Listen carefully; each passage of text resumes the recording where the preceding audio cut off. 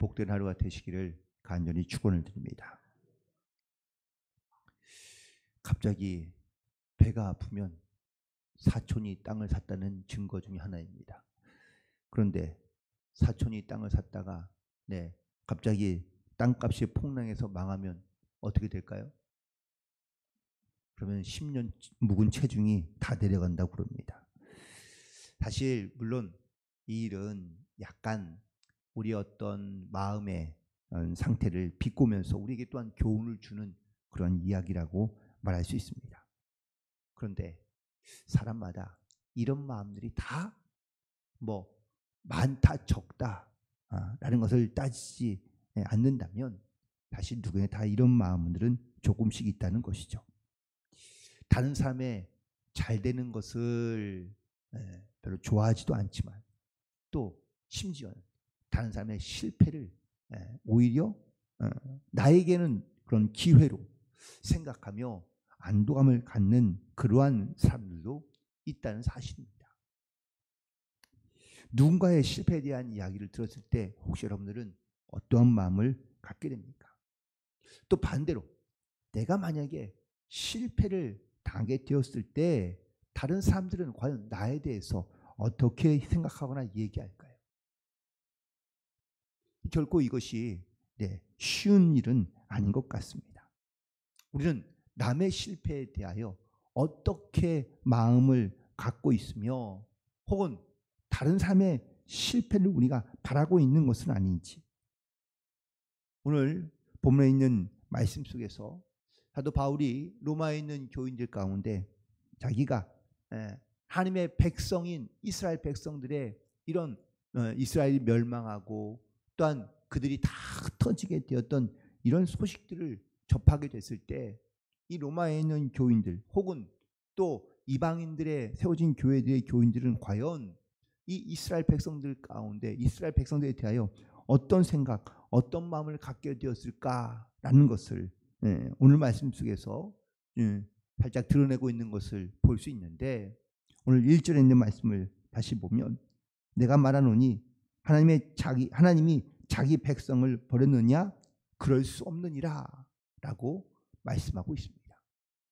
이스라엘의 멸망이 하나님의 버림을 받은 것이 아니다라는 것을 강조해서 선포하고 있는 것인데, 오늘 이 말씀 속에서 조금 더 깊이 있게 들어가 보면 우리가 다른 사람의 실패에 대하여 우리가 어떤 마음을 품어야 되며 어떻게 대해야 할지, 실패를 극복하는 방법도 물론 본인에겐 중요하지만 우리는 실패하는 사람들에 대하여 우리가 가져야 될 그러한 영적인 믿음의 자세는 과연 무엇인지, 또한 그 실패에 대하여 우리가 또한 어떻게 그 실패를 또 나는 극복해야 되는지, 오늘 이 두 가지의 말씀을 가지고 함께 은혜를 나누고자 합니다. 먼저 실패를 대하는 우리의 자세인데요. 실패했을 때 우리가 어떠한 마음과 또 어떤 자세를 가져야 되는지 먼저 생각해 본다면 바로 다시 회복시키시는 하나님을 우리는 기억하며 오늘 하나님 앞에 나아가야 될 줄로 믿습니다. 오늘 13절에 있는 말씀 보니까 내가 이방인의 사도인 만큼 내 직분을 영광스럽게 여긴다고 고백하고 있습니다. 사실 지금 바울은 물론 로마의 시민권을 갖고 있는 사람이긴 하지만 원래는 이스라엘 사람인 것이죠. 이스라엘이 멸망하고 예루살렘이 무너지고 난 다음에 이스라엘 백성들은 다 결국은 흩어지게 됩니다. 로마의 직접적인 지배를 받게 되면서 피지배인으로 이 땅 가운데 살아갈 수밖에 없는 것이죠. 그렇대 이럴 때 이 예루살렘의 멸망과 이스라엘 백성들의 어떤 이런 실패를 바라본 수많은 사람들, 특별히 로마에 있는 로마 사람들은 이스라엘 백성들을 어떻게 생각할까요? 그들의 죗값을 받았다든지 아니면 그들이 섬기는 신에게 뭔가 잘못했거나 아니면 그들이 살아갈 때에 그 신의 마음에 들지 않았기 때문이라고 말할 수 있습니다. 그런 생각을 가질 수 있는 것이죠. 그러나 하나님께서 이스라엘 백성들 가운데 이런 고난과 또한 이런 어려움을 주신 이유는 바로 그들을 다시 하나님께로 돌아오게 하며 회복하게 하기 위하여 이 일을 행하신 것이라는 사실을 반드시 기억해야 된다는 것을 말하고 있습니다.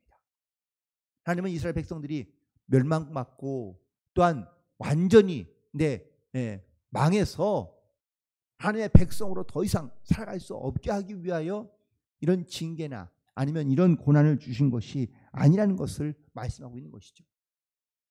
로마서 5장에서 사도 바울이 고백한 것처럼 이런 어떤 모든 환난이 인내가 연단이 소망을 만들게 하기 위하여 때로는 우리 가운데 환난도 주신다는 것을 말씀하고 있습니다.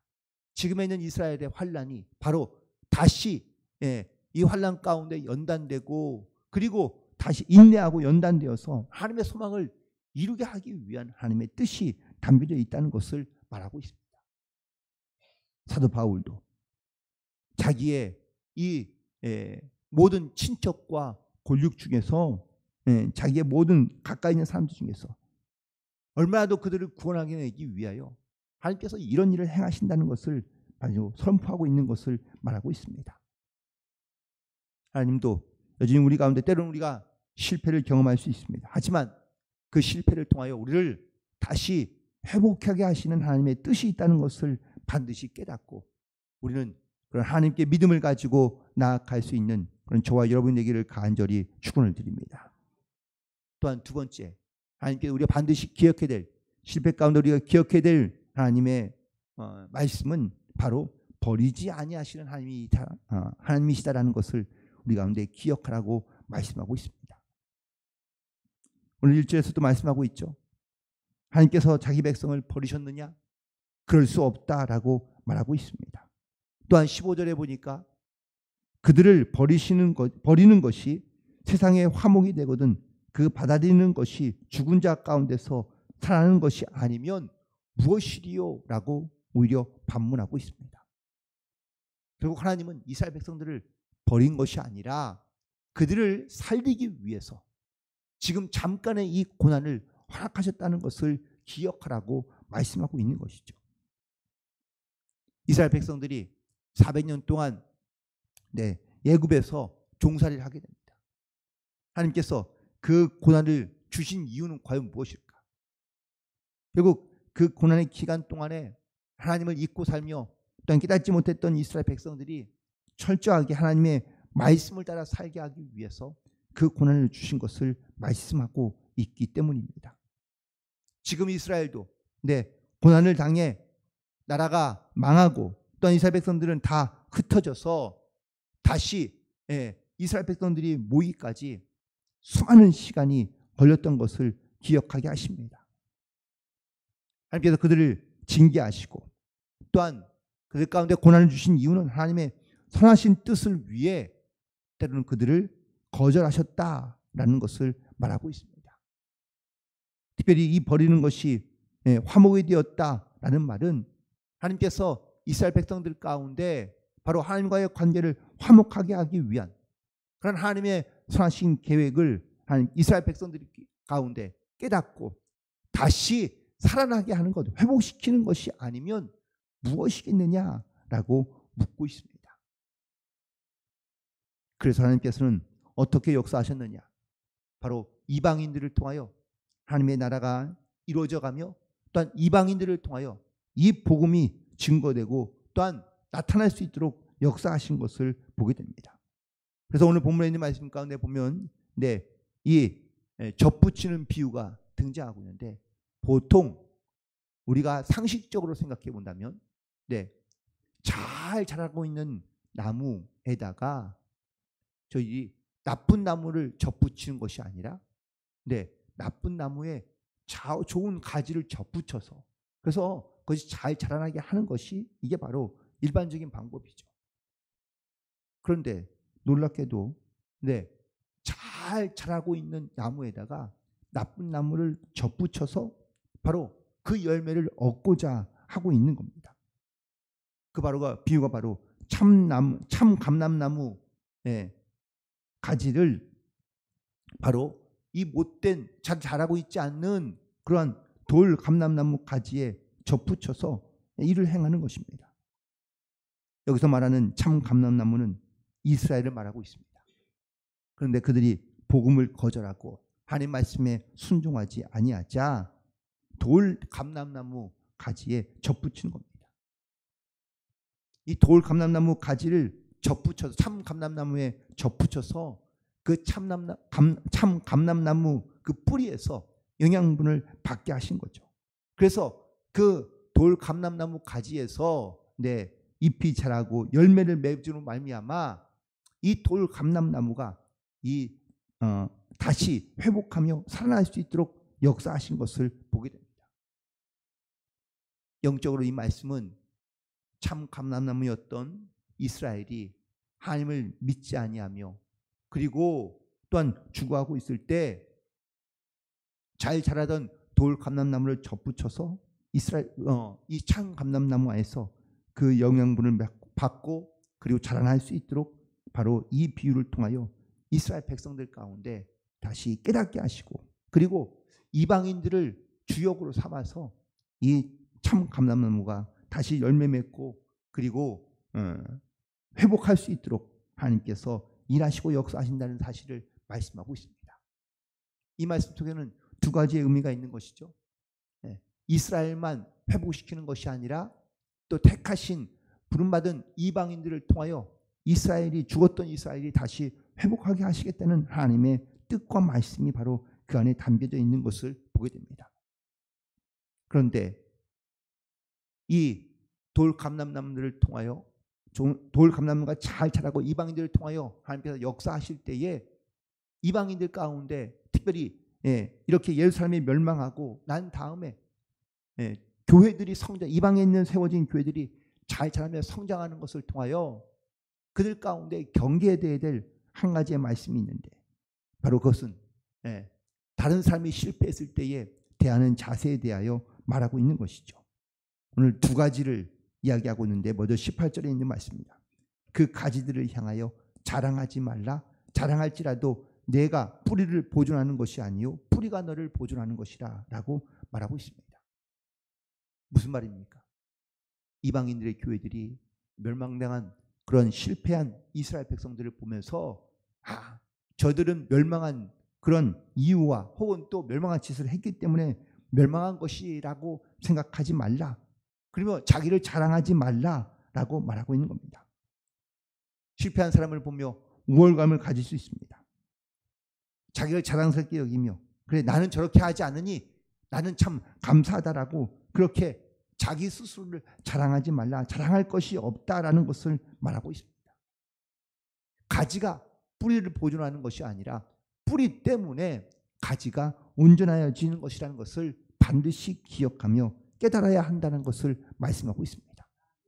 우리가 내 힘으로 내 어떤 노력으로 내가 잘나서 우리가 하나님의 은혜를 누리며 살아가는 것이 아닙니다.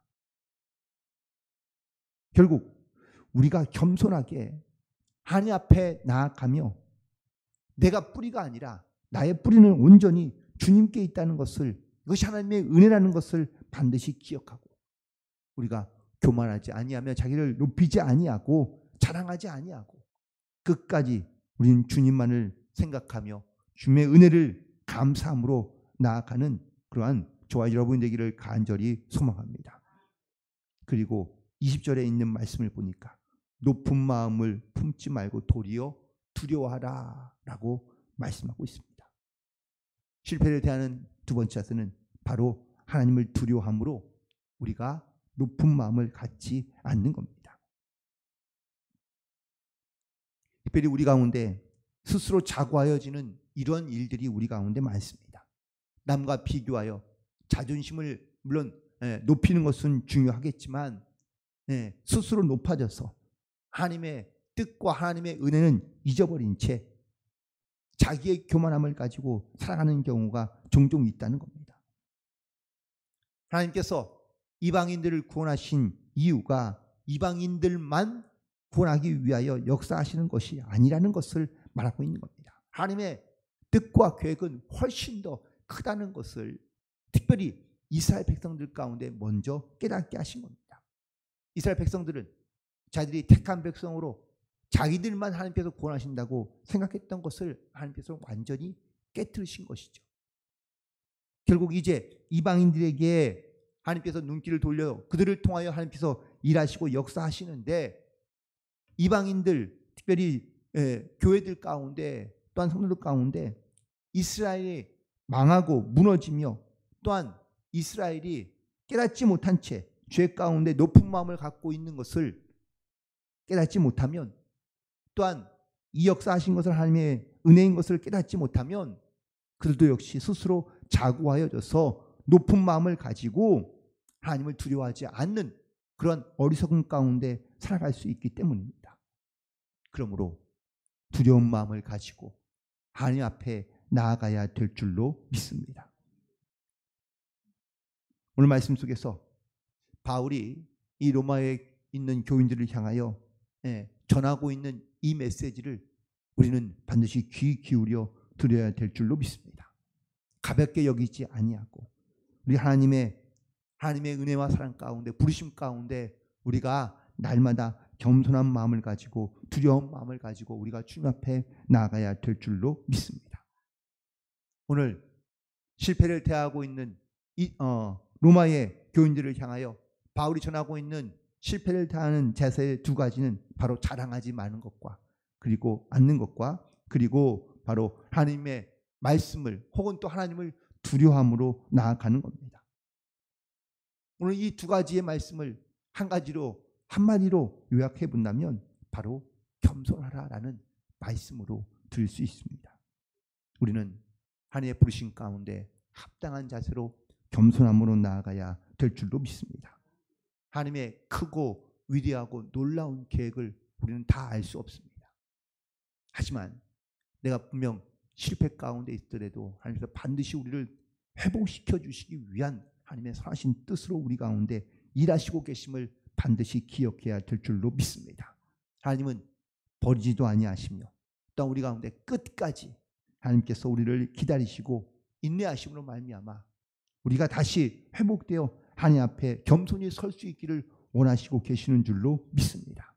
그러므로 우리는 실패를 대하는 우리 영적인 자세는 바로 자기를 자랑하지 아니하며 그리고 높은 마음을 품지 않고 오히려 하나님을 두려워함으로 나아간 이 겸손한 마음을 가지고 나아갈 때 우리가 이 땅에서 하나님의 뜻이 무엇인지 또한 하나님께서 그런 실패를 통하여 또한 다시 어떠한 일을 이루게 하실지 우리는 늘 깨어있어 기도함으로 그리고 하나님 말씀 가운데 순종함으로 우리가 주님의 접붙임이 되어 우리가 비록 연약함과 부족함과 죄악 가운데 있었던 우리의 모습이었지만 내가 주님께 접붙임 바 되어 이제는 새로운 하나님의 자녀가 되는 새 사람이 되었으니 순종함으로 겸손함으로 하나님의 영광을 이루며 살아갈 수 있는 그런 복된 성도들이 되기를 주님의 이름으로 간절히 축원을 드립니다.